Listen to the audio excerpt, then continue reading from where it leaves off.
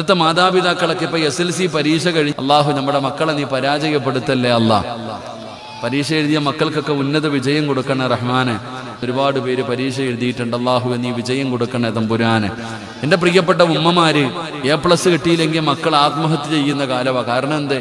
പടച്ചവനെ ഉമ്മായിക്ക് മക്കളുടെ flex post വെക്കാനുള്ളതാ, കാത്തിരിക്കുക ഫോട്ടോ ആയിട്ട്. A+ കിട്ടിയില്ലെങ്കിൽ പിന്നെ എന്ത് ചെയ്യാനാ? മക്കളെ മാക്സിമം പീഡിപ്പിക്കുകയാണ്. ഒരു പയ്യൻ എന്നോട് പറഞ്ഞൊരവസ്ഥയുണ്ട്, എൻ്റെ ഉമ്മയുടെ ആർത്തി ഒന്ന് മാറാൻ ദുആ ചെയ്യണം ഉസ്താദ്, അത്യാഗ്രഹം മാറാൻ. ഞാൻ ചോദിച്ചു എന്താ മോനെ? ഉമ്മയ്ക്ക് മൊത്തം A+ വേണം ഉസ്താദ്, ഞാനല്ലേ പഠിക്കണേ, സമാധാനം കിട്ടണ്ടേ. എടോ ഈ A+ വാങ്ങുന്നത് എന്തിനാ?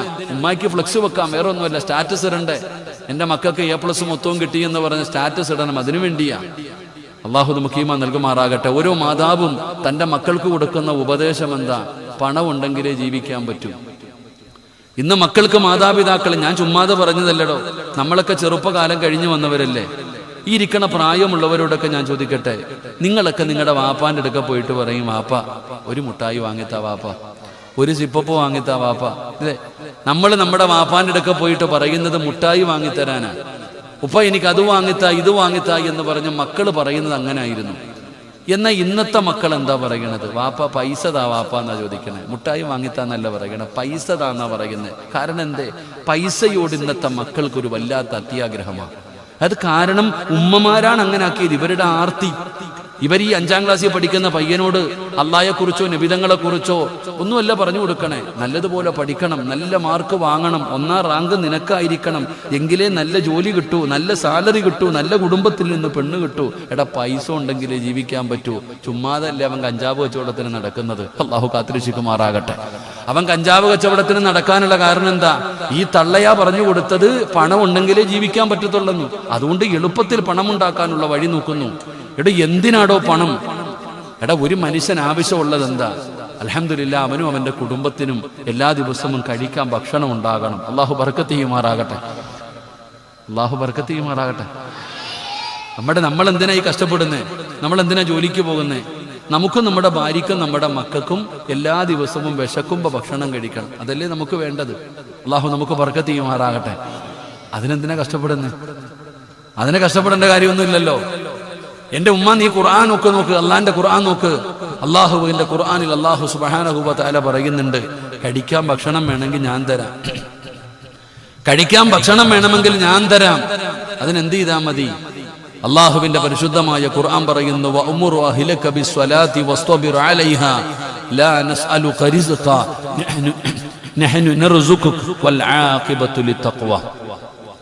അള്ളാഹുവിന്റെ വിശുദ്ധമായ ഖുർആൻ പറയുക, നിനക്ക് കഴിക്കാൻ ഭക്ഷണമാണോ വേണ്ടേ? ഞാൻ തരാം. മരിക്കുന്ന കാലം വരെ തിന്നാനുള്ള ഭക്ഷണം ഞാൻ തരാം. അള്ളാഹു നമുക്ക് ഈമാൻ നൽകുമാറാകട്ടെ. ഏത് സൂറത്താടാ ഹാഫിളീങ്ങളെ? വഅ്മുർ അഹ്ലക ബിസ്സലാത്തി വസ്തബിർ അലൈഹാ ലാ നസ്അലുക റിസ്ഖ. ഓതറ ചങ്ങായിമാരെ, നഹ്നു നർസുഖുക വൽ ആഖിബത്തു ലിത്തഖ്വ. ഏത് സൂറത്താ? സൂറത്ത് ത്വാഹ അല്ലേ? സൂറത്ത് ത്വാഹ അല്ലേ? സൂറത്ത് ത്വാഹയുടെ 132-ാമത്തെ ആയത്താണെന്ന് തോന്നുന്നു. ഈ ആയത്തിന്റെ അകത്ത് അള്ളാഹു പറയുകയാ, 5 നേരം ആര് നിസ്കരിക്കുന്നുണ്ടോ ആ നിസ്കരിക്കുന്നവന് മരിക്കുന്ന കാലം വരെ തിന്നാനുള്ള ഭക്ഷണം അള്ളാഹു കൊടുക്കുമെന്ന് അള്ളാഹുവിന്റെ വിശുദ്ധ ഖുർആൻ. അള്ളാഹു ഈമാൻ തരുമാറാകട്ടെ. 5 നേരം നിസ്കരിച്ചാൽ മരിക്കുന്ന കാലം വരെ തിന്നാനുള്ള ഭക്ഷണം അള്ളാഹ് തരൂന്ന അള്ളാഹ് പറഞ്ഞ്. നിസ്കരിച്ചാൽ പോരെ, ഭക്ഷണം കിട്ടൂലേ? നിസ്കരിക്കുന്നവന് കഴിക്കാനുള്ള ഭക്ഷണം അള്ളാഹു തരുമല്ലോ. എന്റെ പ്രിയപ്പെട്ട സഹോദരങ്ങളെ, ഇതാ നമ്മൾ പഠിക്കേണ്ടത്. ഇതാ പറഞ്ഞ ഖുർആൻ പഠിക്കാൻ ഞാൻ പറഞ്ഞു വന്നത്. ഇതൊക്കെ ഇന്നത്തെ കുട്ടികളോട് പെങ്ങളോട് പറയുന്ന, മക്കളെ തലമറച്ച് നടക്ക്, നീ ഇങ്ങനെ നടക്കല്ലേ, നിന്റെ മുടിയും പുറത്ത് കാണിച്ച് ഔറത്തും പുറത്ത് കാണിച്ച് നീ ഇങ്ങനെ നടക്കല്ലേ. എന്റെ പൊന്നുസ്താദ്, നിങ്ങൾക്ക് കിട്ടാത്തതിന്റെ ഇതാ ഉസ്താദിന് എന്തെങ്കിലും നടന്നാൽ മതി. ആസ്വദിക്കാനുള്ളത് ജീവിതം. പണ്ട് പെണ്ണുങ്ങൾ ഉസ്താദിനെ കാണുമ്പോൾ തലയിൽ തുണിയിടും, ഇന്നത്തെ പെണ്ണുങ്ങൾ ഉള്ളതുകൂടെ ഊരിക്കളയും. അതാ അവസ്ഥ. എടാ ഉസ്താദ് ഫ്രണ്ടിൽ ഇരിക്കുന്നുണ്ടെങ്കിൽ ഇത്തിരി കൂടെ ഓവറായി കാണിക്കുന്ന ഒരു കാലം. ഇത് പറയുമ്പോ കളിയാക്കല, ഇത് പറയുമ്പോ പരിഹാസമാ. എന്റെ പ്രിയപ്പെട്ടവരെ, എന്തു പറഞ്ഞാലും കളിയാക്കുകയാണ്, പരിഹസിക്കുകയാണ്. എന്റെ പ്രിയപ്പെട്ട യുവത്വമേ, ഉസ്താദേ നിങ്ങൾ പറയുന്നത് പോലെ എല്ലാ ജീവിതം ആസ്വദിക്കാനുള്ളതാണ്. ആസ്വദിച്ചോ മക്കള്, നല്ലതുപോലെ ആസ്വദിച്ചോ മക്കള്. അള്ളാനെ മറന്നുകൊണ്ട് ധിക്കാരികളെ പോലെ നടന്നോ. എന്നാൽ അങ്ങനെ നടക്കുന്നവരോട് എനിക്ക് പറയാനുള്ളത് ഖുർആനിലെ ഒരായത്താ. അല്ലാഹുവിന്റെ പരിശുദ്ധമായ ഖുർആനിലെ ഒരായത്ത് ഞാൻ പറഞ്ഞു തരാം. ഖുർആനിലെ ഒന്നാമത്തെ ആയത്ത് ഏതെന്നറിയുമോ? ഇഖ്റഅ ബിസ്മി റബ്ബിക്കല്ലദീ ഖലഖ് ഖലഖൽ ഇൻസാന മിൻ അലഖ്. അല്ലാഹുവിന്റെ വിശുദ്ധമായ ഖുർആനിൽ ആദ്യമായിട്ട് ഇറങ്ങിയ ആയത്ത് ഇതാണല്ലോ. ഇനി അവസാനത്തെ ആയത്ത് ഏതാണെന്നറിയുമോ പെങ്ങള്?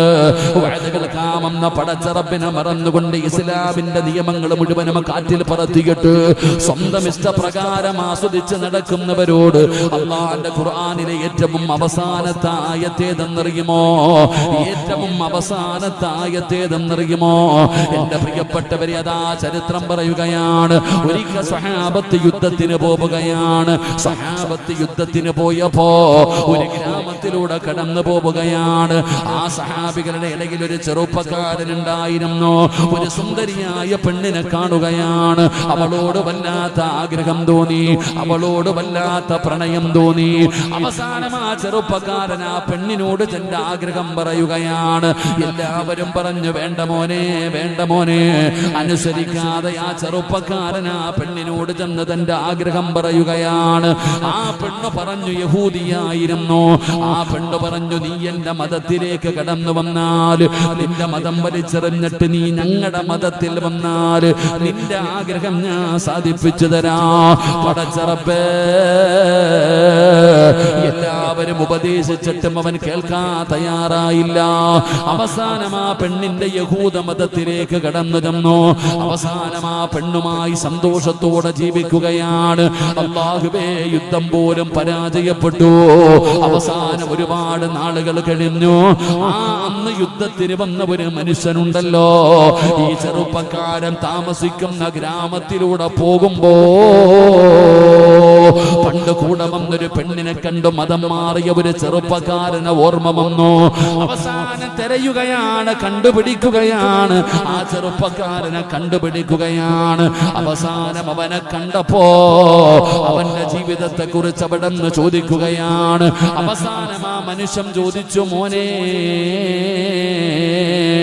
നീ അല്ലാഹുവിന്റെ ഖുർആൻ മുഴുവനും കാണാതെ പഠിച്ച ഹാഫിളായിരുന്നല്ലോ, നീ ഹാഫിളായിരുന്നല്ലോ, നിനക്ക് എന്തെങ്കിലും ഓർമ്മയുണ്ടോ? അല്ലാഹുവിന്റെ പരിശുദ്ധമായ ഖുർആനിലെ 114 സൂറത്തുകൾ പഠിച്ചവനായിരുന്നല്ലോ, നിനക്ക് വല്ലതും ഓർമ്മയുണ്ടോ? വല്ലതും ഓർമ്മയുണ്ടോ?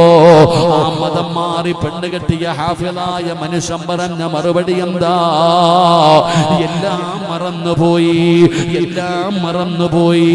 ഒരേ ഒരായത്തെ എനിക്ക് ഓർമ്മയുള്ളൂ, ഒരേ ഒരായത്തെ എനിക്ക് ഓർമ്മയുള്ളൂ. എല്ലാ ആയത്തുകളും ഞാൻ മറന്നുപോയി. എനിക്കൊരേ ഒരായത്ത് മാത്രമേ ഓർമ്മയുള്ളൂ. എന്റെ പ്രിയപ്പെട്ടവരോട് പറയുകയാണ്, അല്ലാഹുവിനെ മറന്നുകൊണ്ട് പടച്ച റബ്ബ് ചെയ്തു തരുന്ന അനുഗ്രഹങ്ങൾ മുഴുവനും രണ്ട് കൈയും നീട്ടി സ്വീകരിച്ചിട്ട് പടച്ചവനെ മറന്നുകൊണ്ട് നടക്കുന്ന മനുഷ്യ, അല്ലാഹു തരുന്ന ശിക്ഷ എന്തെന്നറിയുമോ? അല്ലാഹു നിന്നോട് പറയുന്നത് എന്തെന്നറിയുമോ? എന്റെ പ്രിയപ്പെട്ടവരോട് പറയുന്നു, ഏതായത്ത് മറന്നാലും ഈ ഒരായത്ത് മറക്കല്ലേ, ഈ ഒരായത്ത് മറക്കല്ലേ. ഏതായത്താണെന്നറിയുമോ? വത്തഖൂ യൗമന തുർജഊന ഫീഹി ഇലല്ലാഹ്, വത്തഖൂ യൗമന തുർജഊന ഫീഹി ഇലല്ലാഹ്. എവിടെ പോകാനാടാ സിറാജ്? എവിടെ പോകാനാടാ സിറാജ്? നീ എവിടെ പോയാലും നിന്നെ ഞാൻ എന്റെ മുമ്പിലേക്ക് തന്നെ കൊണ്ടുവരുമടാ. അമ്മ സിറാജിനോട് പറയുകയാണ്, നീ എത്ര ഉയരങ്ങളിലെത്തിയാൽ, ഈ ലോകത്തിന്റെ ഏത് മൂലയിൽ പോയാലും സിറാജ്, നീ ഒരു ദിവസം എന്റെ മുമ്പിലേക്ക് മടങ്ങി വരുമടാ. നീ ഓർത്തു വെച്ചോ സിറാജ്, നിന്നെ ഞാൻ എന്റെ മുമ്പിലേക്ക് മടക്കി കൊണ്ടുവരുന്ന ഒരു ദിവസമുണ്ടടാ. അല്ലാഹു ഓർമ്മപ്പെടുത്തുകയാ. ഓം തോടിയാ എവിടെ വരെ പോകും, നീയൊക്കെ എവിടെ വരെ പോകാനാ? വീഴുമടാ ചെറുപ്പക്കാരാ. പെങ്ങളെ ഒരു ദിവസം വീഴുമ്പോള് നിന്റെ വാപ്പ പോയതുപോലെ നീയും പോകും ബാപ്പാ. നിന്റെ ഉമ്മ പോയതുപോലെ ഒരു ദിവസം നീയും പോകേണ്ടവരാ. അല്ലാഹു പറയുകയാണ്, നിന്നെ ഞാൻ എന്റെ മുമ്പിൽ കൊണ്ടുവരും, നിന്നെ ഞാൻ എന്റെ മുമ്പിൽ കൊണ്ടുവരും. അന്ന് ഞാൻ നിനക്ക് കാണിച്ചു തരാ. ഇന്നാ മിനൽ മുജ്രിമീന മുൻതഖിമൂ. ഞാൻ ഒരുക്കി വെച്ചിരിക്കുന്നത് നിനക്ക് ഞാൻ കാണിച്ചു തരാ. ഞാൻ ഒരുക്കി വെച്ചിരിക്കുന്ന ശിക്ഷ ഞാൻ നിനക്ക് കാണിച്ചു തരാ. അതുകൊണ്ട് അല്ലാഹുവിന്റെ പരിശുദ്ധമായ ഖുർആനിനെ പരിഗണിക്കാതെ കളിയും തമാശയുമായി അതിന് കൊടുക്കേണ്ട സ്ഥാനം കൊടുക്കാതെ അല്ലാഹുവിനെ മറന്നു നടക്കുന്നവരെ അല്ലാഹു തരുന്ന ശിക്ഷയാ പറയുന്നത്. അല്ലാഹു തരുന്ന ശിക്ഷയാ പറയുന്നത്. അല്ലാഹു പറയുകയാണ്, നിനക്ക് ഞാൻ ഭയാനകമായ ശിക്ഷ ഒരുക്കി വെച്ചിട്ടുണ്ടെന്ന് അല്ലാഹുവിന്റെ വിശുദ്ധ ഖുർആൻ. അതുകൊണ്ട് പടച്ചവനെ മറക്കല്ല്. ഖുർആനിനെ ബഹുമാനിക്ക്, ഖുർആനിനെ ആദരിക്ക്, ആ ഖുർആനിന് കൊടുക്കേണ്ട സ്ഥാനം കൊടുക്ക്. ഇല്ലെങ്കിൽ പടച്ചവനെ ഹസറ ദുനിയാ വൽ ആഖിറ, നിന്റെ ദുനിയാവും ആഖിറവും നഷ്ടപ്പെട്ടു പോവുകയാണ്. ഈമാനില്ലാത്ത മരണമാണ്. അല്ലാഹുവേ, ഞങ്ങളുടെ ആഖിബത്ത് നന്നാക്കണേ അല്ലാ. ഈമാനുള്ള മരണം തരണേ അല്ലാ. അല്ലാഹുവിന്റെ വിശുദ്ധമായ ഖുർആൻ പഠിക്കുന്ന 40ഓളം വരുന്ന വിദ്യാർത്ഥികൾ പഠിക്കുന്ന ഒരു സ്ഥാപനമാ. പഠിച്ചവരെ അതിന്റെ അവസ്ഥ എന്താണെന്ന് നിങ്ങൾ കണ്ണുകൊണ്ട് കണ്ടുകൊണ്ടിരിക്കുന്നവരാണ്. ആ സ്ഥാപനത്തിന് വേണ്ടിയാണ് സംഘാടകർ ബക്കറ്റുമായി മുമ്പിലേക്ക് കടന്നു വരുന്നത്.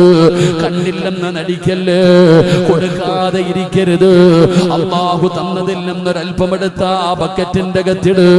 നിങ്ങളുടെ ഒരാളുടെയും 5 നയാ പൈസ അല്ലാഹുവിന് വേണ്ട. നിനക്കാണ് പ്രയോജനമുള്ളത്. അസ്സദഖതു റദ്ദുൽ ബലാ. സദഖ വിപത്തുകളെ തട്ടിമാറ്റുമെന്ന് നബി മുഹമ്മദ് മുസ്തഫ സല്ലല്ലാഹു അലൈഹി വസല്ലമ തങ്ങൾ പറയുകയാ. സദഖ വിപത്തുകളെ തട്ടിമാറ്റുമെന്നാണ്. പടച്ചവനെ ദുരന്തങ്ങൾ, അപകടങ്ങൾ, ദുരന്തങ്ങൾ, അപകടങ്ങൾ, പടച്ചവനെ മാരകമായ രോഗങ്ങൾ, ഇതിനെ തട്ടിമാറ്റാൻ നീ കൊടുക്കുന്ന 10 രൂപയ്ക്ക് പവർ ഉണ്ടോ? എപ്പോഴെന്താണ് സംഭവിക്കുന്നതെന്നറിയില്ല. പടച്ചവനെ മാരകമായ രോഗങ്ങൾ, എന്തെല്ലാം രോഗങ്ങൾ കേൾക്കുന്നവരാടോ. അപകടങ്ങൾ പടച്ചവനെ ഇപ്പൊ അടിവാരത്ത് നിന്ന് കയറി വരുമ്പോ അതാ എത്ര ദൂരമാണ് ബ്ലോക്ക്. പടച്ചവനെ ആക്സിഡന്റ് പറ്റിയിരിക്കുകയാണ്. ഓരോ ദിവസം എത്ര അപകടങ്ങൾ കാണുന്നവരാണ്. നമ്മളും വാഹനങ്ങളിൽ സഞ്ചരിക്കുന്നവരല്ലേ, റോഡിലൂടെ പോകുന്നവരല്ലേ. സദഖ അപകടങ്ങളെ തട്ടിമാറ്റുമടോ, ദുരന്തങ്ങളെ തട്ടിമാറ്റുമടോ. പടച്ചവനെ രോഗങ്ങൾ ഉസ്താദ്, ഒരുപാട് മരുന്ന് കഴിച്ചിട്ടും എന്റെ രോഗം മാറുന്നില്ല. ക്യാൻസർ വല്ലാതെ പടരുകയാണ്, ക്യാൻസർ വല്ലാതെ പടരുകയാണ്, കിഡ്നി രോഗങ്ങൾ വല്ലാതെ പടർന്നുകൊണ്ടിരിക്കുകയാണ്. ഏത് നിമിഷവും നിന്നവൻ വീണു പോകുന്ന അപകടങ്ങളാണ്.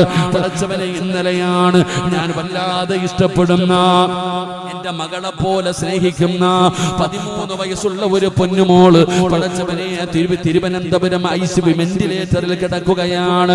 കിംസ് ഹോസ്പിറ്റലിന്റെ വെന്റിലേറ്ററിൽ 13 വയസ്സുള്ള ചിരിച്ചും കളിച്ച് നടന്ന പൊന്നുമോള്. പനിയില്ല, രോഗങ്ങളില്ല. പടച്ചവനെ പെട്ടെന്ന് വീഴുകയാണ്.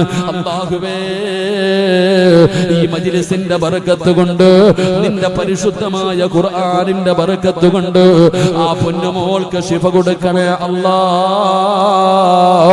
രക്ഷപ്പെടുത്തണേ അല്ലാ. ആ പൊന്നുമോളോട് കരുണ കാണിക്കണേ അല്ലാ. എന്റെ പ്രിയപ്പെട്ടവരെ, സദഖ രോഗങ്ങളെ തട്ടിമാറ്റുമടോ.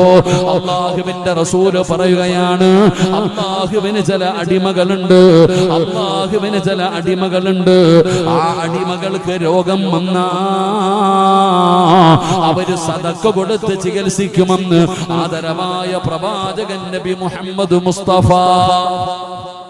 അള്ളാന്റെ റസൂൽ സല്ലല്ലാഹു അലൈഹി വസല്ലം തങ്ങൾ പറയുന്നു, അള്ളാന് ചില അടിമകളുണ്ട്, ചിരിച്ചും കളിച്ചും നടന്ന പൊന്നുമോള്, ഞാൻ വല്ലാതെ ഇഷ്ടപ്പെടുന്ന ഒരു മകളെ പോലെ സ്നേഹിക്കുന്ന പൊന്നുമോള, ഇങ്ങനെ പെട്ടെന്നൊന്ന് പേടിച്ചു, വായിലൂടെ പതയും നുരയും വന്നിട്ട് ഇപ്പൊ ഹോസ്പിറ്റലിന്റെ വെന്റിലേറ്ററില യതീമായ പൊന്നുമോള. അള്ളാഹു ശുഭ കൊടുക്കുമാറാകട്ടെ, അള്ളാഹു ശുഭ കൊടുക്കുമാറാകട്ടെ. എൻ്റെ പ്രിയപ്പെട്ടവരെ, എന്തെല്ലാം രോഗങ്ങളാണ്. എൻ്റെ കൂടെ വന്ന ഷഹീർ ബദരി, അദ്ദേഹത്തിന് അള്ളാഹു ആഫിയത്തുള്ള ദീർഘായുസ്സ് കൊടുക്കുമാറാകട്ടെ. ഞാനൊരിക്കൽ അദ്ദേഹത്തിൻ്റെ വീട്ടിലിരിക്കുമ്പോൾ ഈ മാനന്തവാടിയിൽ നിന്നൊരു ചെറുപ്പക്കാരൻ ഓട്ടോയിൽ ഓടിച്ച് എന്നെ കാണാൻ വന്നു. എന്നോട് പറഞ്ഞു, ഉസ്താദെ ഞാൻ ഡയാലിസ് ചെയ്യുകയാ, ദുആ ചെയ്യണം. അപ്പൊ എൻ്റെ കൂടെ വന്ന പയ്യൻ ചോദിച്ചു, കിഡ്നി മാറ്റി വെച്ചില്ലേ? മാറ്റി വെച്ചു ഉസ്താദെ. 2 കൊല്ലം കഴിഞ്ഞപ്പോൾ അത് പോയി. 2-3 വർഷം കഴിഞ്ഞപ്പോൾ അത് അടിച്ചുപോയി. അപ്പൊ ചോദിച്ചു, എന്തേ നോക്കിയില്ലേ? അപ്പൊ ആ ചെറുപ്പക്കാരൻ പറഞ്ഞ ഒരു മറുപടി ഉണ്ട്. അള്ളാഹു നമുക്ക് ചെയ്ത നിഅമത്തുകളെ കുറിച്ച് നമ്മൾ ചിന്തിക്ക്. ആ ചെറുപ്പക്കാരൻ പറഞ്ഞ ഒരു മറുപടി, എല്ലാ ദിവസവും മരുന്ന് കഴിക്കണം. ഞാനാണെങ്കിൽ എല്ലാ ദിവസവും കഴിക്കാറില്ല, ഇടവിട്ടാണ് മരുന്ന് കഴിക്കുന്നത്. എല്ലാ ദിവസവും ഞാൻ ടാബ്ലറ്റ് കഴിക്കാറില്ല, ഇടവിട്ടാണ് ഞാൻ മരുന്ന് കഴിക്കുന്നത്. അപ്പൊ ഞാൻ ചോദിച്ചു, എല്ലാ ദിവസവും കഴിക്കണ്ടേ? നിങ്ങൾ കിഡ്നി മാറ്റിവെച്ച ആളല്ലേ, നിങ്ങളുടെ ശ്രദ്ധക്കുറവ് കൊണ്ടല്ലേ ഇങ്ങനെ സംഭവിച്ചത്? ഞാൻ ചോദിച്ചപ്പോ എന്തേ നിങ്ങൾ ഗുളിക കഴിക്കാതെന്ന് ചോദിച്ചപ്പോൾ ആ ചെറുപ്പക്കാരൻ പറഞ്ഞ മറുപടി, ഒരാഴ്ചയിൽ 5000 രൂപയുടെ മരുന്ന് വേണം ഉസ്താദെ, ഞാൻ എവിടുന്ന് മേടിക്കാനാ? ഒരാഴ്ചയിൽ 5000 രൂപയുടെ മരുന്ന് കഴിക്കണം. എൻ്റെ കയ്യിൽ എവിടുന്ന പൈസ ഇല്ലാത്തത് കൊണ്ടാണ്. അള്ളാഹു സഹോദരന് ശുഭ കൊടുക്കുമാറാകട്ടെ, അള്ളാഹു ആഫിയത്തുള്ള ദീർഘായുസ്സ് കൊടുക്കുമാറാകട്ടെ. എടോ, ഞാൻ പറഞ്ഞത്, നമ്മൾ കൊടുക്കുന്ന ഈ ചെറിയ സദഖ കൊണ്ട് നമുക്ക് പ്രയോജനം. അള്ളാഹുവിൻ്റെ ഖുർആൻ പഠിക്കുന്ന 40ഓളം മക്കൾ ഇവിടെ ഇല്ലേ? ആ മക്കൾക്ക് വേണ്ടിയാ സംഘാടകർ ബക്കറ്റുമായിട്ട് നിങ്ങളുടെ മുമ്പിലേക്ക് കടന്നു വരുന്നു. അൽഹംദുലില്ലാ, അള്ളാഹു തന്നതിൽ നിന്നൊരൽപ്പ സദഖ. എല്ലാവരും അൽഹംദുലില്ലാ, ഒരാളും ഇല്ലെന്ന് പറയരുത്, ഒരാളും ഇല്ലെന്ന് പറയാം. ബക്കറ്റ് എടുത്തില്ലേ പാപ്പാ? എല്ലാവരും ഇൻഷാ അല്ലാഹ് അവരുടെ കയ്യിലുള്ളതിൽ നിന്നൊരു നല്ല സദഖ. അൽഹംദുലില്ലാ, ഒരാളും ഇല്ലെന്ന് പറയരുത് ഇൻഷാ അല്ലാഹ്. അൽഹംദുലില്ലാ, എല്ലാവരും അവരെ കൊണ്ട് കഴിയുന്നത് മനസ്സിൽ കരുതു. പടച്ചവനെ, ഏതെങ്കിലും മാരകമായ രോഗത്തിൻ്റെ അണുക്കൾ എൻ്റെ ശരീരത്തിലുണ്ടെങ്കിൽ അള്ളാഹുവേ, ഞാൻ കൊടുക്കുന്ന ഈ സദഖയുടെ ബറക്കത്ത് കൊണ്ട് കരിച്ചു കളയണം, എന്നെ അറുത്തു മുറിക്കരുത്, എന്നെ രക്ഷപ്പെടുത്തണം. നല്ല ഒരു നീയത്തോടെ അൽഹംദുലില്ലാ അവരവരുടെ കയ്യിലുള്ളതിലൊരു നല്ല സദഖ ബിസ്മില്ലാ അള്ളാഹു കബൂലാക്കുമാറാകട്ടെ. സ്വല്ലല്ലാഹു അലാ മുഹമ്മദ് സല്ലല്ലാഹു അലൈഹി വസല്ലമ, സല്ലല്ലാഹു അലാ മുഹമ്മദ് സല്ലല്ലാഹു അലൈഹി വസല്ലമ. അല്ലാഹുമ്മ സല്ലി അലാ മുഹമ്മദ് യാ റബ്ബി സല്ലി അലൈഹി വസല്ലം. റഹ്മാൻ റഹീമായ അല്ലാഹ്, കരുണക്കടലായ അല്ലാഹ്, മലിക്കുൽ ജബ്ബാറായ അല്ലാഹ്, പടച്ചവനെ ആരെല്ലാം മനസ്സറിഞ്ഞുകൊണ്ടൊരു സദഖ കൊടുക്കുന്നുണ്ടോ സ്വീകരിക്കണേ അല്ലാഹ്, അർഹമായ പ്രതിഫലം കൊടുക്കണേ അല്ലാഹ്. മാരകമായ രോഗങ്ങളെ തൊട്ട് കാക്കണേ അല്ലാഹ്, മാരകമായ രോഗങ്ങളെ തൊട്ട് കാക്കണേ അല്ലാഹ്. ശരീരത്തിന്റെ ഭാഗങ്ങൾ മുറിച്ചു മാറ്റുന്ന, അറുത്തു മുറിക്കുന്ന രോഗങ്ങളെ തൊട്ട് കാക്കണേ റബ്ബേ. ഏതെങ്കിലും മാരകമായ രോഗത്തിന്റെ അണുക്കൾ ഈ സദഖ കൊടുക്കുന്നവരുടെ ശരീരത്തിലുണ്ടെങ്കിൽ അല്ലാഹ് കരിച്ചു കളയണേ അല്ലാഹ്, കരിച്ചു കളയണേ അല്ലാഹ്, ഒരു പനിയാക്കി മാറ്റണേ അല്ലാഹ്. അതുകൊണ്ട് എന്റെ പ്രിയപ്പെട്ടവരോട് അല്ലാഹുവിന്റെ പരിശുദ്ധമായ ഖുർആൻ, ആ ഖുർആനിന്റെ ആയത്തുകൾ കേട്ടിട്ട് പരിഗണിക്കാത്തവർക്ക് അല്ലാഹു തരുന്ന രണ്ടാമത്തെ ശിക്ഷ, ഭയാനകമായ ശിക്ഷ അല്ലാഹു ഒരുക്കി വെച്ചിരിക്കുകയാ, ഭയാനകമായ ശിക്ഷ അല്ലാഹു ഒരുക്കി വെച്ചിരിക്കുകയാണ്. ഇനി മൂന്നാമത്തെ ശിക്ഷ എന്തെന്നറിയുമോ? മൂന്നാമത്തെ ശിക്ഷ എന്തെന്നറിയുമോ? വമൻ അഅറള അൻ ദിക്രി ഫഇന്ന ലഹു മഈശതൻ ലൻഖാ വനഹ്ശുറുഹു യൗമൽ ഖിയാമത്തി അഅമാ ഖാല റബ്ബി ലിമ ഹസർതനി അഅമാ വഖദ് കുന്തു ബസീറാ ഖാല കദാലിക അതതുക ആയാതുനാ ഫനസീതഹാ വകദാലികൽ യൗമ തുൻസാ. അല്ലാഹുവിന്റെ വിശുദ്ധമായ ഖുർആൻ, പരിശുദ്ധമായ ഖുർആനാ പറയുന്നത്. അല്ലാഹുവിന്റെ കലാം കേട്ട് പരിഗണിക്കാതെ നിസാരമാക്കി നടക്കുന്നവർക്ക് പടച്ച റബ്ബ് കൊടുക്കുന്ന മൂന്നാമത്തെ ശിക്ഷ എന്തെന്നറിയുമോ? കേൾക്കണേ ഉപ്പമാരെ, കേൾക്കണേ ഉമ്മമാരെ. അല്ലാഹു പറയുന്നു വമൻ അറള അൻ ദിക്രി ഫഇന്ന ലഹു മഈസതൻ ലൻഖാ. അല്ലാഹു പറയുകയാണ്, ഇരിക്കുന്നവരോട് ചോദിക്കുകയാണ്, കച്ചവടമൊക്കെ എങ്ങനെയുണ്ട്, ജീവിതമൊക്കെ എങ്ങനെയുണ്ട്, സാമ്പത്തികമായി എങ്ങനെയുണ്ട്? ഈ സദസ്സിലിരിക്കുന്നവർക്ക് പറയാൻ ഒരേ ഒരു മറുപടിയേ ഉള്ളൂ, ഉസ്താദേ എല്ലാം തകർന്നു പോയിരിക്കുകയാണ്. നല്ല കച്ചവടമുണ്ടായിരുന്ന കടയാട്, നല്ല വരുമാനമുണ്ടായിരുന്ന ബിസിനസ്സാണ്, എല്ലാം പോയി ഉസ്താദ്, എല്ലാം പോയി ഉസ്താദ്. സമാധാനമില്ല, സന്തോഷമില്ല, എല്ലാ ബർക്കത്തും നഷ്ടപ്പെട്ടിരിക്കുകയാണ്, സാമ്പത്തികമായി തകർന്നിരിക്കുകയാണ്, വല്ലാത്ത ബാധ്യതയാണ്, മെഴുകുതിരി ഉരുകുന്നത് പോലെ നീ ഉരുകുകയാണ്. നീ തന്നെ പറയുകയാണ് മരിച്ചാ മതിയെന്ന്, നീ തന്നെ പറയുന്നു മരിക്കാ തോന്നുന്നെന്ന്. എന്തു പറ്റി സഹോദരാ? സാമ്പത്തികമായി തകരാറ്, സാമ്പത്തികമായി തകരാറ്, ബിസിനസ് മുഴുവനും തകർന്നു പോകാറ്. എന്താണ് നിനക്ക് സംഭവിച്ചത്? എന്താണ് നിനക്ക് സംഭവിച്ചത്? അല്ലാഹുവിന്റെ വിശുദ്ധമായ ഖുർആൻ പറയുകയാ, നല്ല വരുമാനമുള്ളവനായിരുന്നു, നല്ല കച്ചവടമുള്ളവനായിരുന്നു, എല്ലാം പോയല്ലോ, എല്ലാം പോയല്ലോ. അതിന്റെ കാരണം തെരഞ്ഞു നടക്കുകയല്ലേ. എന്തുകൊണ്ടാണ് അത് സംഭവിച്ചതെന്ന് ആരും സിഹർ ചെയ്തതിന്റെ പേരിലല്ല. എന്തുകൊണ്ടാണ് നീ ഇങ്ങനെ തകരാറുള്ള കാരണമെന്താ? നീ ഖുർആൻ കേട്ടാ പരിഗണിക്കുന്നവനാണോ? അല്ലാഹുവിന്റെ ഖുർആനിന് കൊടുക്കുന്ന സ്ഥാനം കൊടുക്കുന്നവനാണോ? നീ കൊടുക്കാത്തതിന് റബ്ബ് തന്ന ശിക്ഷയാണോ? നിങ്ങളെ സാമ്പത്തികമായി തകർത്ത് കളഞ്ഞത്, നിന്നെ കൊണ്ട് തന്നെ മരിച്ചാ മതിയെന്ന് പറയിപ്പിച്ചത് പടച്ച റബ്ബാ. അല്ലാഹുവിന്റെ ഖുർആനാ പറയുന്നത്. നീ ഇങ്ങനെ തകരാനുള്ള കാരണമെന്താ? അല്ലാഹു പറയുകയാണ്, നിന്റെ മഈസത്ത് അല്ലാഹു തകർത്തല്ലോ, നിന്റെ മഈസത്ത് അല്ലാഹു തകർത്തല്ലോ, നിന്റെ കച്ചവടം മുഴുവനും അല്ലാഹു ഒന്നുമില്ലാതാക്കിയല്ലോ. എന്തേ? വമൻ അറള അൻ ദിക്രി ഫഇന്ന ലഹു മഈസതൻ ലൻഖാ.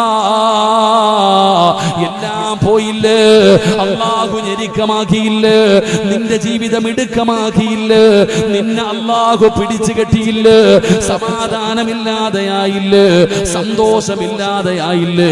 പടച്ചവനെ സാമ്പത്തികമായി തകർന്നു പോയല്ലോ. അതിന്റെ കാരണം അല്ലാഹു പറയുകയാണ്, ഖുർആനിനെ പരിഗണിക്കാത്തവൻ അല്ലാഹുവിന്റെ കലാമിനെയല്ലേ നീ നിസാരമാക്കിയത്, അല്ലാഹുവിന്റെ കലാമിനെയല്ലേ നീ കളിയാക്കിയത്, അല്ലാഹുവിന്റെ ഖുർആനിനെയല്ലേ നീ ബഹുമാനിക്കാതെ ഇരുന്നത്.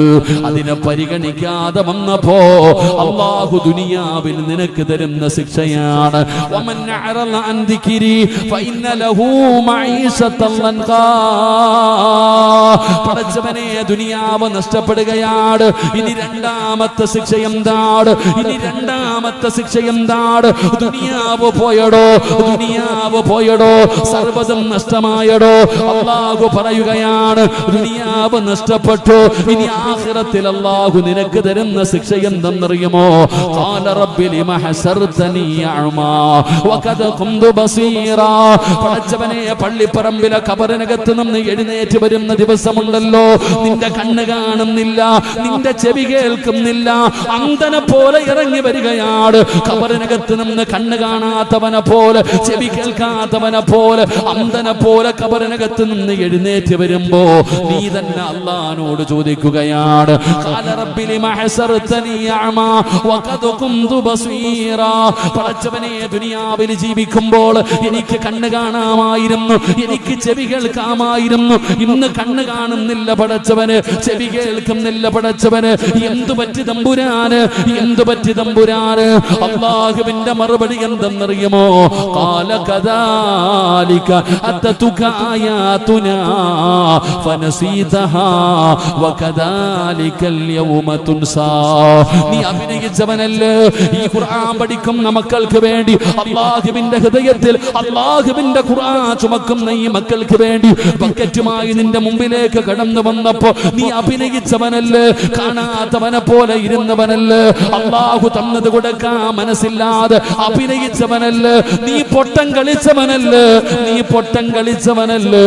അള്ളാഹു പറയുകയാണ് നീ എന്ന് അഭിനയിച്ചല്ലോ, അള്ളാഹു പറയുകയാണ് നീ അന്ന് അഭിനയിച്ചല്ലോ, ഇന്ന് നിന്നെ എങ്ങനെയാക്കിയിരിക്കുകയാണ്. കണ്ണ് കാണാത്തവനെ പോലെ, ചെവി കേൾക്കാത്തവനെ പോലെ, നാളെ നാണം കെട്ടവനായി പരലോകത്ത് അള്ളാഹു നിന്നെ കൊണ്ടുവരുമെന്ന് അള്ളാഹുവിന്റെ വിശുദ്ധ ഖുർആൻ.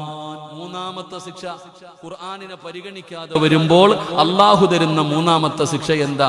നല്ല കച്ചവടം ഉണ്ടായിരുന്നു ഉസ്താദെ, നല്ല വരുമാനം ഉണ്ടായിരുന്നു ഉസ്താദെ, ഇപ്പൊ എങ്ങനെയുണ്ട്? എല്ലാം പോയി.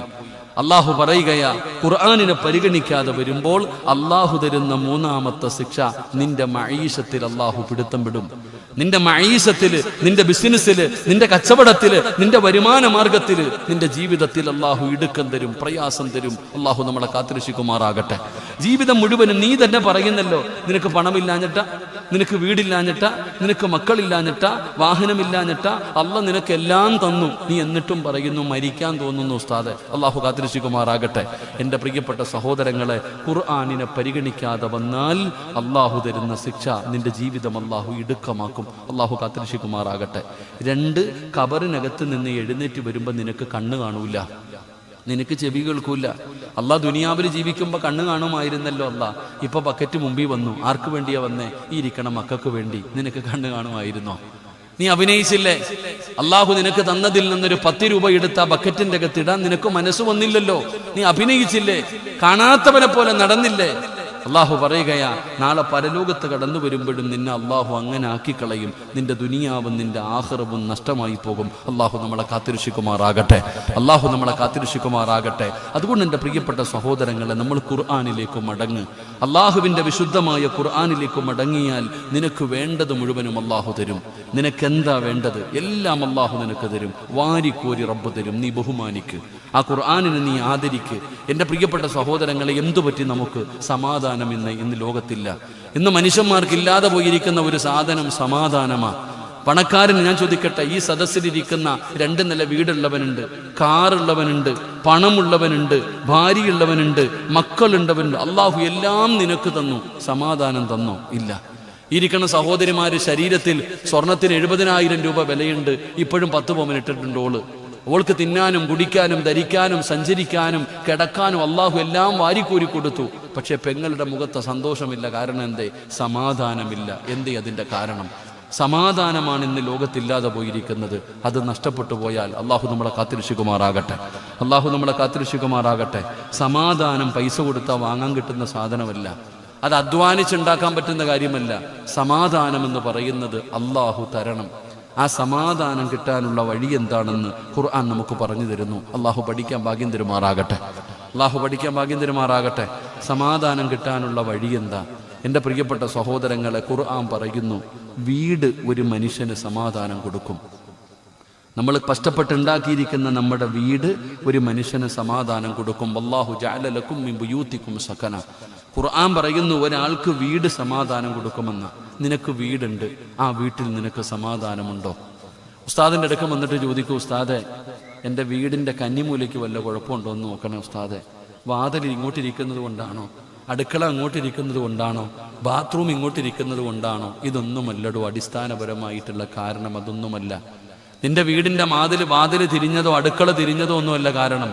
നിന്റെ വീട്ടിൽ സമാധാനമില്ലാത്തതിൻ്റെ കാരണം എന്താ? ബർക്കത്തില്ല, റഹ്മത്തില്ല, സന്തോഷമില്ല, സമാധാനമില്ല. ഭാര്യയും ഭർത്താവും കീരിയും പാമ്പിനെ പോലെ, മക്കൾ കൂടപ്പുറപ്പുകൾ ഇന്ത്യയും പാകിസ്ഥാനെ പോലെ തല്ലുകയാ. ആരെങ്ങോട്ടും ഇങ്ങോട്ടും സ്നേഹവും ഇല്ല, വൈക്കവും ഇല്ല, ഒന്നുമില്ല. അള്ളാഹു കാത്തിരക്ഷിക്കുമാറാകട്ടെ.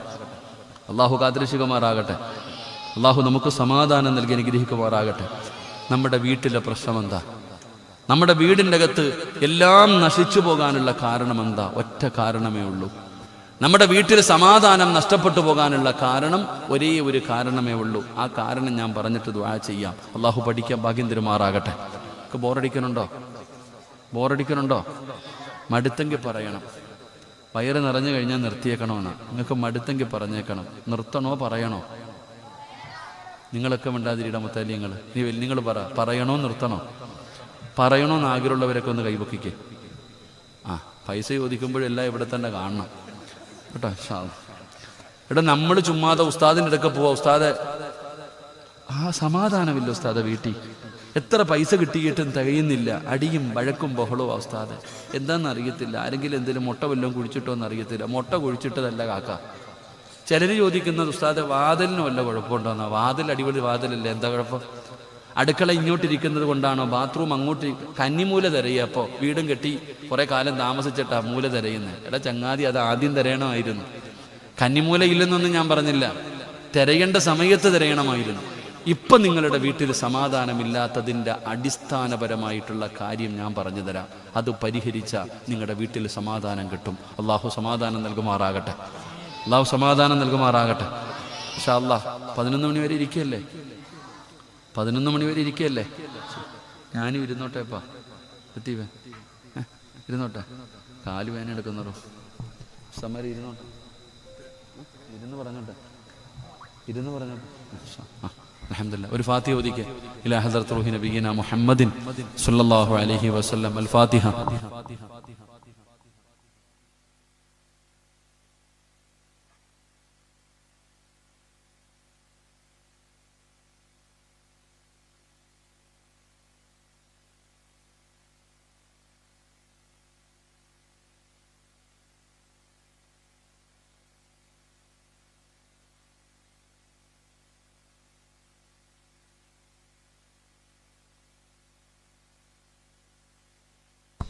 ഇൻഷാ അല്ലാഹ്. അൽഹംദുലില്ലാഹ്. അല്ലാഹു കബൂലാക്കുമാറാകട്ടെ.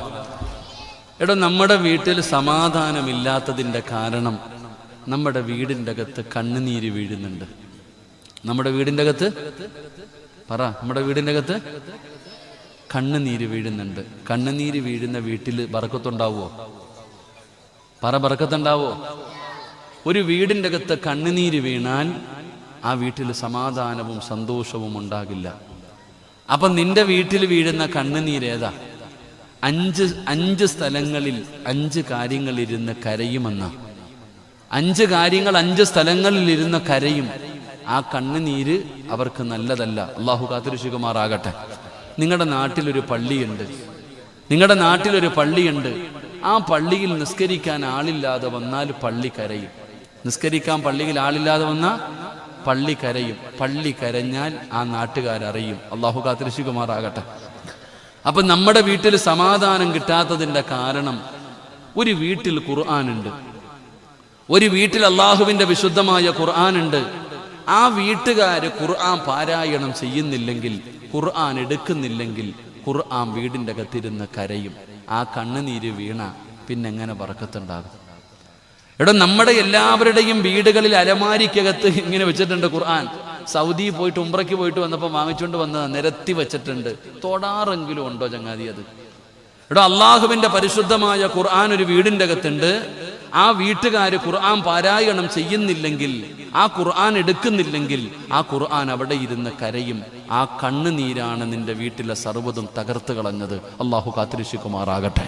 അള്ളാഹു കാത്തുരക്ഷിക്കുമാറാകട്ടെ. എത്ര പേര് ഓതിയിട്ടുണ്ട് ഇന്നത്തെ ദിവസം? ഒന്ന് ചിന്തിച്ചു നോക്കിക്കേ.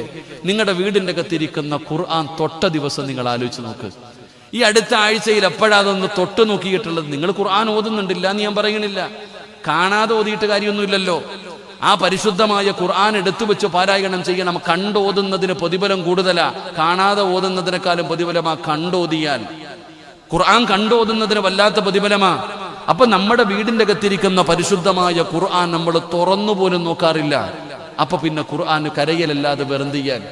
ആ ഖുർആൻ കരയുന്നത് കൊണ്ടാണ് നിന്റെ വീട്ടിലെ സർവ്വതും നഷ്ടപ്പെട്ടു പോയത്. എടോ, നീ നിന്റെ ഉമ്മാനെ കുറിച്ചൊന്ന് ചിന്തിക്ക്. ഇന്ന് നിനക്ക് ആകെ ഉള്ളത് 2 പെൺമക്കളാ. നീ രാവും പകലും കിടന്ന് കഷ്ടപ്പെടുക. എന്തിന്? മക്കളെ കെട്ടിക്കണം, വീട് വെക്കണം, ചെലവിന് കൊടുക്കണം, മക്കളെ പഠിപ്പിക്കണം. വല്ലാത്ത ടെൻഷൻ. എന്നാ ഞാൻ ചോദിക്കട്ടെ, 15 കൊല്ലം മുമ്പ് നിന്റെ വാപ്പ ഇവിടെ ജീവിച്ചിരുന്നു. വാപ്പായ്ക്ക് വല്ല ടെൻഷനും ഉണ്ടായിരുന്നു? എടാ, നിനക്ക് തിന്നാൻ സമയമില്ല, ഉറങ്ങാൻ സമയമില്ല, ഇബാദത്ത് ചെയ്യാൻ സമയമില്ല, ഭാര്യയെ സന്തോഷിപ്പിക്കാൻ സമയമില്ല, മക്കളെ സ്നേഹിക്കാൻ സമയമില്ല, നിനക്കൊന്നിനും സമയമില്ല. എന്നിട്ട് നീ രാവും പകലും അധ്വാനിച്ചിട്ട് പറയുന്നു ഒന്നുമില്ല. എന്നാൽ നിന്റെ വാപ്പ നോക്കിക്കേ, മഗ്‌രിബ് കഴിഞ്ഞ് ഭക്ഷണവും കഴിച്ചിട്ട് ആ ചങ്ങാതി 9 മണിക്ക് മുമ്പ് കിടന്ന് ഉറങ്ങും. എന്തൊരു സമാധാനം, എന്തൊരു സന്തോഷം. വാപ്പ ലോൺ എടുത്തിട്ടാണോ വീട് വെച്ചേ? വാപ്പ പിരിവെടുത്തിട്ടാണോ പെങ്ങളെ കെട്ടിച്ച്? അല്ലല്ലോ. എന്തേ അതിന്റെ കാരണം?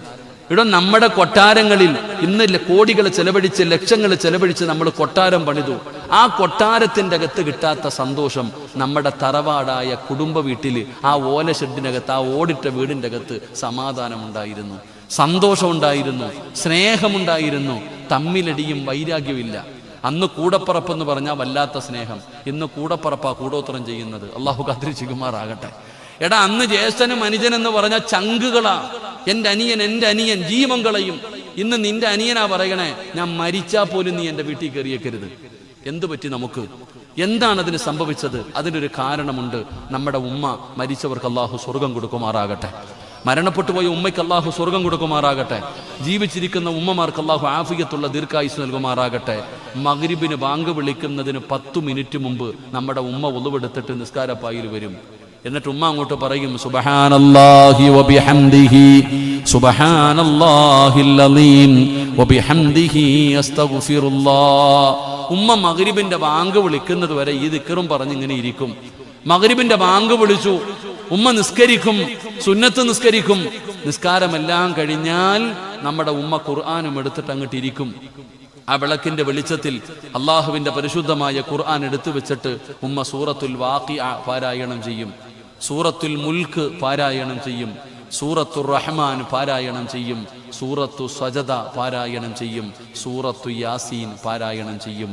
മഗ്രിബിന്റെയും ഇശാഇന്റെയും ഇടയിൽ ഈ 5 സൂറത്ത് നമ്മുടെ ഉമ്മ ഓതുമായിരുന്നു. നമ്മുടെ ഉമ്മമാര് മഗ്രിബ് നമസ്കാരം കഴിഞ്ഞാൽ സൂറത്തുൽ വാഖിഅ, എന്താ പ്രത്യേകത? സൂറത്തുൽ വാഖിഅ എന്ന് പറയുന്ന ഒരു അധ്യായമുണ്ട്. ആ അധ്യായം ഏത് വീടിന്റെ അകത്ത് പാരായണം ചെയ്യുന്നുണ്ടോ അള്ളാഹു അവർക്ക് ദാരിദ്ര്യം കൊടുക്കില്ല എന്ന് നബി മുഹമ്മദ് മുസ്തഫ. എടോ, സൂറത്തുൽ വാഖിഅ, ഇദാ വഖഅത്തിൽ വാഖിഅ എന്ന് തുടങ്ങുന്ന ആ സൂറത്ത് ഏത് വീട്ടിൽ പാരായണം ചെയ്യുന്നുണ്ടോ, മഗ്രിബിന്റെ ഇശാഇന്റെ ഇടയിൽ ഏത് വീട്ടിൽ പാരായണം ചെയ്യുന്നുണ്ടോ ആ വീട്ടിൽ അള്ളാഹു ദാരിദ്ര്യം കൊടുക്കൂല. നിന്റെ വീട്ടിൽ ദാരിദ്ര്യം ഉണ്ടാകാത്തതിന്റെ കാരണം കഞ്ഞിയും പയറും ആയിരുന്നെങ്കിൽ വയറ് നിറയും ചങ്ങാതി. അത് എന്ത് കഴിച്ചാലും അൽഹംദുലില്ലാഹ് ഒരു ബർക്കത്തുണ്ടായിരുന്നു. എന്തുകൊണ്ട്? ഏത് വീടിന്റെ അകത്താണോ സൂറത്തുൽ വാഖിഅ പാരായണം ചെയ്യുന്നത് ആ വീട്ടിൽ ദാരിദ്ര്യം ഉണ്ടാകില്ല എന്ന് നബിയിന റസൂലുള്ളാഹി സ്വല്ലല്ലാഹു. വാപ്പ ഇങ്ങനെ ടെൻഷൻ അടിക്കാറില്ല, മോളെ കെട്ടിക്കണം, എവിടെ അല്ലാ പൈസ ഇല്ല, അല്ലാ. വാപ്പായ്ക്ക് ടെൻഷനൊന്നും ഇല്ലായിരുന്നതോ? ദാരിദ്ര്യം അല്ലാഹു ആ വീട്ടിൽ കൊടുക്കില്ല. സൂറത്തുൽ മുൽക്ക്, തബാറകല്ലദീ ബിയദിഹിൽ മുൽക്കു വഹുവ അലാ കുല്ലി ഷൈഇൻ ഖദീർ. ഈ സൂറത്ത് പാരായണം ചെയ്യുമ്പോൾ അവന്റെ 6 അടി മണ്ണിനകത്ത് വെളിച്ചമുണ്ടാകും.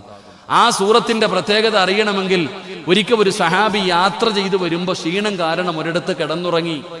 നല്ല ഉറക്കത്തിൽ കിടക്കുമ്പോഴാ ഖുർആൻ ഓതുന്ന ശബ്ദം കേൾക്കണം മരുഭൂമിയിൽ. ഈ ചങ്ങാതി ചാടി എഴുന്നേറ്റിട്ട് നോക്കി, ആരാ അല്ലാഹ് ഖുർആൻ ഓതുന്നേ? വെളിയിൽ ഇറങ്ങി നോക്കി, ആരെയും കാണുന്നില്ല. പിന്നെയും വന്ന് കിടന്നു. കുറച്ചു കഴിഞ്ഞപ്പോൾ പിന്നെയും ഖുർആൻ ഓതുന്നു. ചാടി എഴുന്നേറ്റ് പിന്നെയും പുറത്തിറങ്ങി, ആരെയും കാണുന്നില്ല. സഹാബിക്ക് പേടിയായി. 3ാമത് കിടന്നുറങ്ങുമ്പോൾ സഹാബിക്ക് മനസ്സിലായി ഖബറിന്റെ മുകളിലാ കിടക്കുന്നത്, ഖബറിനകത്തിരുന്നിട്ടാ ഖുർആൻ ഓതുന്നതെന്ന്. പേടിച്ചു വിറച്ചു.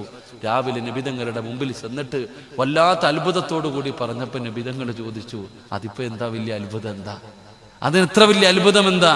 എടോ, സൂറത്തുൽ മുൽക്ക് പാരായണം ചെയ്യ്. അതിന്റെ പ്രയോജനം 6 അടി മണ്ണിനകത്ത് ചെല്ലുമ്പോൾ നമുക്ക് ലഭിക്കും. അള്ളാഹു നമുക്ക് ഈമാൻ നൽകുമാറാകട്ടെ. 3 സൂറത്തുർ റഹ്മാൻ, അർ റഹ്മാനു അല്ലമൽ ഖുർആൻ ഖലഖൽ ഇൻസാന അല്ലമഹുൽ ബയാൻ. തങ്ങന്മാരെ കാണുമ്പോൾ, ഉസ്താദന്മാരെ കാണുമ്പോൾ എൻ്റെ വീട്ടിലൊന്ന് കയറ്, ഒന്ന് ദുആ ചെയ്യ് ബറക്കത്തിന്. തങ്ങന്മാരെയും സയ്യിദന്മാരെയും ഉസ്താദന്മാരെയൊക്കെ കാണുമ്പോൾ നമ്മൾ വീട്ടിൽ കൊണ്ടുപോകുന്നത് എന്തിനാ? ദുആ ചെയ്യാൻ. സൂറത്തു റഹ്മാൻ പാരായണം ചെയ്താൽ ആകാശത്ത് നിന്ന് മലക്കുകൾ ഇറങ്ങി വരും നിന്റെ വീട്ടിൽ ദുആ ചെയ്യാൻ. അല്ലാഹു ഈമാൻ തരുമാറാകട്ടെ.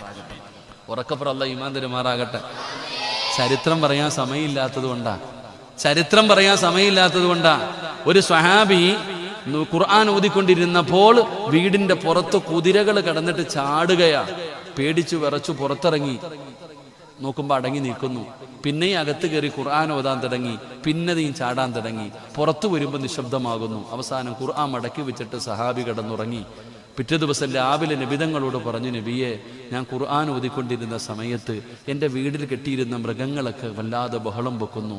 ഖുർആൻ നിർത്തിയപ്പോൾ അത് മിണ്ടാതെ നിൽക്കുന്നു, എന്തുപറ്റി? നബിതങ്ങൾ ചോദിച്ചു, നീ ഏത് സൂറത്താ പാരായണം ചെയ്ത്? സൂറത്തു റഹ്മാൻ.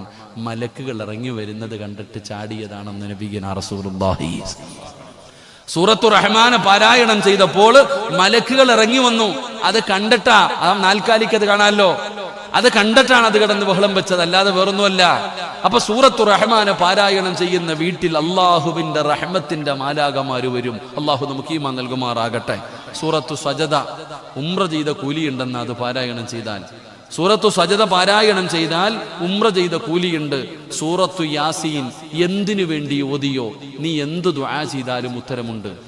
യാസീൻ ഓതിയിട്ട് ദുആ ചെയ്താൽ അവരുടെ ദുആയ്ക്ക് ഉത്തരമുണ്ടെന്ന് മഹാനായ നബിയിന റസൂലുള്ളാഹി സ്വല്ലല്ലാഹു. അപ്പൊ നമ്മുടെ ഉമ്മ നമ്മുടെ ചെറിയ കുടിലിനകത്ത് മഗ്രിബ് കഴിഞ്ഞാൽ വാഖിയ ഓതും, മുൽക്ക് ഓതും, റഹ്മാൻ ഓതും, സജദ ഓതും, യാസീൻ ഓതും.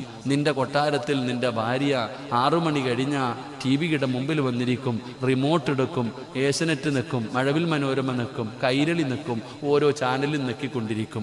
ഇതാണ് നിന്റെ വീടിന്റെ പ്രശ്നം. അള്ളാഹു നമുക്ക് ഈമാൻ നൽകുമാറാകട്ടെ. അള്ളാഹു നമുക്ക് ഈമാൻ നൽകുമാറാകട്ടെ. ഖുർആൻ വീടിന്റെ അകത്തിരുന്ന് കരയുകയാണ്. ആ ഖുർആനിന്റെ കണ്ണുനീരാ നിന്റെ വീടിന്റെ സമാധാനവും നിന്റെ വീടിന്റെ സന്തോഷവും ബറക്കത്തുമെല്ലാം നഷ്ടപ്പെടുത്തിയത്. അതുകൊണ്ട് പെങ്ങളെ ഖുർആനിലേക്ക് മടങ്ങിക്കോ.